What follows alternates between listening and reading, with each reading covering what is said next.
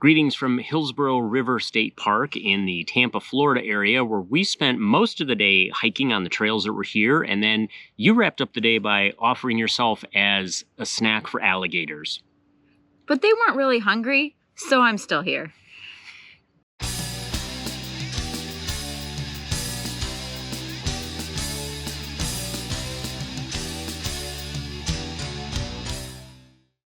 Well, since the alligators weren't hungry today, you're still stuck with me, unfortunately. But we did have a really good day here, despite the fact that it was cloudy all day, and it seriously looked like it was going to rain all day, but never rained at all. Apparently, it was just happened to be cloudy and kind of muggy. There are a lot of things here to do at this park. We talked about hiking. Let's talk about that. There are several miles of different types of hiking trails. I didn't think any of them were very difficult. Not the ones that we did. There is one that is considered strenuous hiking. It's like a 6-mile loop elsewhere in the park that we did not try today, but the ones that we did try are all listed like basic to moderate. Yep. We did the Baynard Trail, we did the Rapids, we did part of Seminole Trail. That's actually the longest one that we would have been on. It was almost 3.5 miles. I think we went maybe a third of the way out and then came back. We went on the part of it that was along the river and then decided to turn around and come back because someone was anxious to try out the stand-up paddleboard in the river. So we cut the hiking a little bit short to do that. But yeah, I thought they were all nice trails. Yeah, and we got about 4 miles in just walking the different sections of the trails. So it gave us a variety to see around here by doing just different sections of it. The ones we did, the Rapids Trail is pretty much along the river. The part of the Seminole that we did is along the river. So you get all kinds of different views of Hillsborough River, which is a big part of what is at this state park. And then Baynard Trail kind of goes out a little bit away from the river.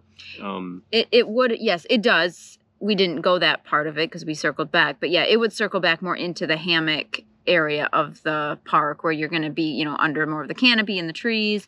But one of the draws here, and part of the reason this park was built here, was because of the Class 2 rapids. Class 2 meaning depending on what time of year it is and how fast the river is flowing, what those rapids actually are like. But one of the rapid trail does take you sort of by that. So you walk along the top and you can look down on them. You can canoe, kayak, whatever in this river. I suppose it's up to you whether you could actually go through those rapids. I probably wouldn't try it based on just the rocks and stuff, but they say you technically can. This is a park where I think the time of year would certainly impact your hiking. They even say, I think 25% of the hiking trails are considered to be in lowland areas. So depending on if it's the rainy season, part of it's going to get swamped out pretty quick and it's going to change your experience. And I would assume the mosquitoes could get pretty rough here at times too. Yeah, we're already experiencing those just slightly a little bit today. And you could definitely tell where the boardwalks were and are, that those sections are going to be pretty wet at different times. And the cypress knees and where you can kind of tell the water levels and the marks on them as well. There is a pretty cool suspension bridge that goes across the river to get access to some of the trails. And there used to be a fixed bridge, but one of the hurricanes, it was in 2017, is it Irma? Irma, I believe it was. Hurricane Irma, apparently, when it came through the area, damaged that bridge, and they still haven't gotten around to fixing it. So that one's closed. So it does add a little bit if you want to get to certain trails, Yeah, right? It does impact that a bit because normally they would have relied on both bridges to get you to different sections of the trail. And so now the only way across the river is the suspension bridge. So it probably adds a half mile to a mile total of your hike, depending on which trail you're trying to get to. And I want to point out, actually, that suspension bridge, it has been here since the 1930s and 40s. It was built by the Civilian Conservation Corps, which actually helped establish this park. It was one of the first 8 state parks in Florida. And so that suspension bridge has seen a lot in its time. It's, it seems to be in pretty good condition. We went over it a couple times today, and, it's a little bouncy because it's a suspension bridge, but, doing pretty well for how old it is. Seems to be hanging in there, no pun intended. The Civilian Conservation Corps did a lot of work in the 1930s in Florida state parks. And if you recall, and if you don't, I'll put the link below in the description, but our Highlands Hammock visit, we talked a lot about the CCC and its work on the Florida state parks because there is actually a CCC museum in that state park that you can check out. And we found a board that shows all 8 parks for the CCC, and we've been to 4 of the 8? 4 of the 8. Toria, Highlands, Hammock, Myakka River, and now Hillsborough River. So actually I think we're doing pretty good. I didn't even actually know that those were which 8 there were. So for randomly just picking parks to go to in Florida, we're doing pretty well. I say we've started checking off a list we didn't even know existed. So we're that much further ahead. Now we know which other ones to go visit. So we've mentioned the river several times. There are kayak and canoe rentals here that you can rent and go down the river. And then you can also take your own in. A number of people were out in kayaks and canoes today in their own. The number of fisher people were out there. I guess fishers. I don't know. We're not supposed to call them fishermen anymore. Fishermen and women. People fishing. People fishing. There were a lot of people fishing on the river. You went out on a stand-up paddleboard while I was waiting. Inhaled a mosquito or something. Always a risk in Florida, inhaling mosquitoes. We don't recommend it. There were a number of people out on the river doing different things today. And while you were out, I was waiting for you. And there was a volunteer from the state park that was telling me they never used to let people out on stand-up paddleboards. Oh. But apparently over time, people said, hey, they're a watercraft like anything else. And I think she was saying to me, don't worry too much. The alligators are pretty quiet right now. And it's something to do with the air temperature is colder than the water temperature. So they were staying in the water. And then I'm not sure if that makes me feel any better or not. And she told me that after the fact. So I thought that made me feel better at first. And then she said, and besides that, they don't eat much this time of year. I'm like, okay, it's not really. I'm not much. I'm a snack. But, right, you could be a snack for an alligator. But no alligators were seen. No alligators were seen. I mean, I can see from their perspective of you do have a much higher risk of falling off your paddleboard if you do not know what you're doing. So there is some skill involved. And I passed a bunch of people who complimented me, and they all were like, oh, man, kudos to you, because we can not even get on those without tipping over and falling off and everything. So, you do have to know your abilities. But the water was super calm today. It was a great day to be out on the river.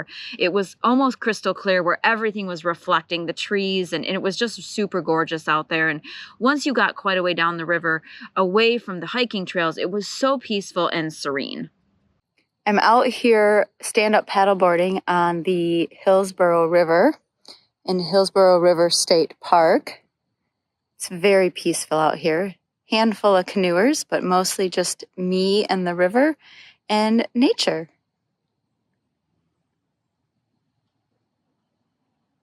Well, I didn't see any alligators out there. I did see a couple of great blue herons. I saw one of the fishermen catch a turtle, a little tiny turtle. So it was the only turtle I saw today. Quite a few squirrels and just a lot of birds. But again, it was so quiet out there. It was just kind of nice to sit and, just relax for a little bit. You mentioned not wanting to fall in, that you could fall into the water easier. I wanted to mention there is no water access here at this park, other than you have to be in a craft, right? So kayak, canoe.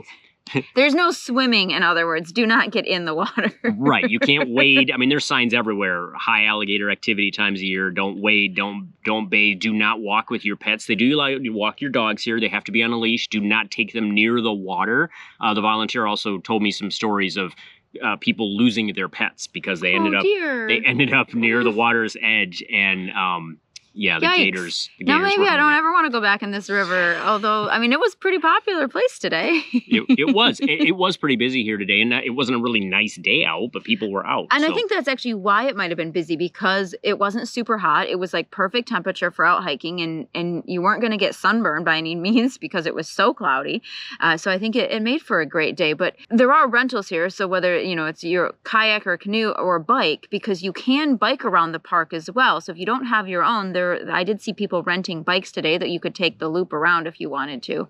The trails are all trails. Like, you wouldn't take your bike there, but you could take it around the main loop. I'm laughing because you talked about taking the loop around. We did it several times today. So this is all a one-way road. This entire park is in the middle of a loop, a road that goes one way.